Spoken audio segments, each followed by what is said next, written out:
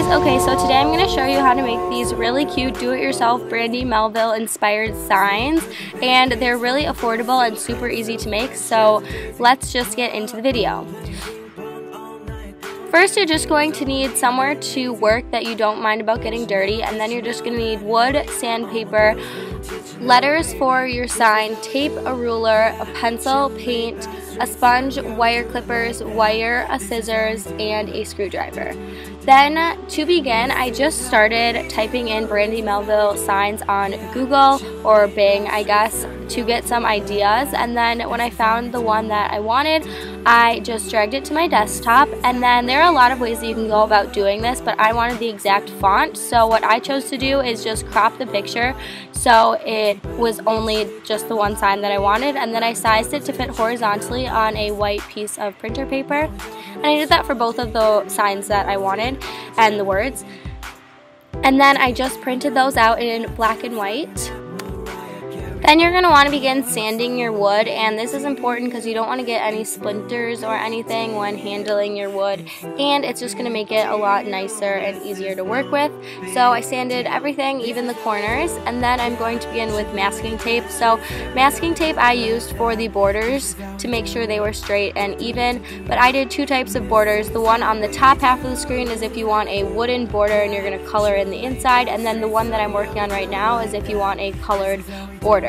So that will make a little bit more sense towards the end of the video, but you're just going to want it to look like this.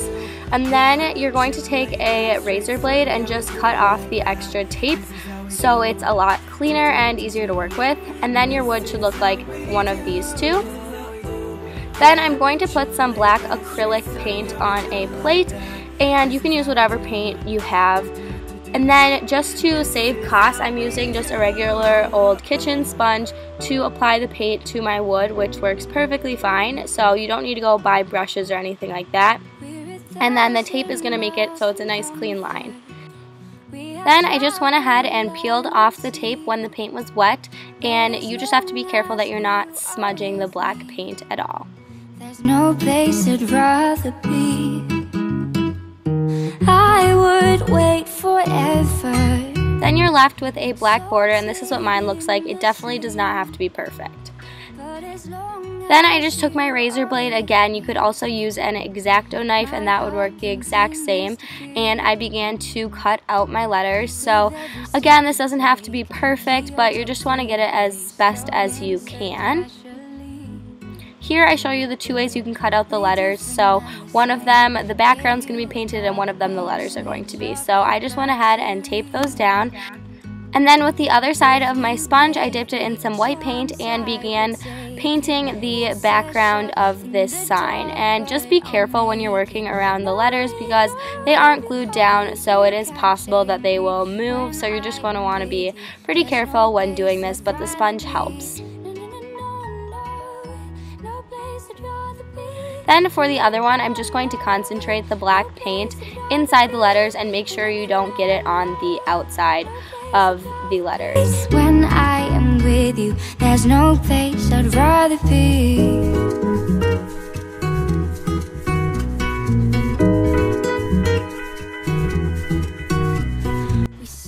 Then you're just going to want to peel off the paper that you printed out, so whether it's the letters itself or the letter backgrounds, and just again be very careful with this. I like to use my razor blade to help me get some of the tape off because it was a little bit difficult. Easy being with you, sacred simplicity. Then I just went ahead and peeled the tape off, so as you can see, this is what I meant by the wooden border. I actually ended up painting this black because I liked the way it looked better, but you could definitely leave it like this as well. Then I did the same thing. This one was a little bit easier to peel off, but again, just be very careful when taking everything off. Then next I decided to finger paint a little yellow sun on my sunshine sign because I thought it looked cute and I saw a sign that had that. So this is what the finished signs look like. Painting wise, there's still a few steps that we have to do in order to finalize them, but like I said, it doesn't matter if they're perfect or not. They're gonna look cute either way. So I went ahead and let those dry, and then I measured out the places where the holes are going to go to put the wire in, because the Brandy Melville signs have a wire strung through them. So this is where you need the screwdriver, and I just drilled some holes, and this is technically optional. You don't need to put a wire on it to hang it on your wall, but then I just took some wire and cut it to a length. It doesn't really matter, and then I thread it through the holes, which can be a little difficult. And then I just propped the wire up so it would be like hanging, and then twisted it around itself and then clipped off the excess. With all of your heart, you can't shake me.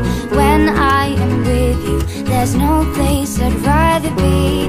No, no, no, no. And here is what the finished product looks like. I think the signs are super cute and they look awesome, and I'm hanging them in my dorm room, but you can totally hang them in your own room or just set them on your table if you don't want to hang them. I just think they're really cute and they look so much like the Brandy ones. So I hope you enjoyed this video, and I will see you in my next one.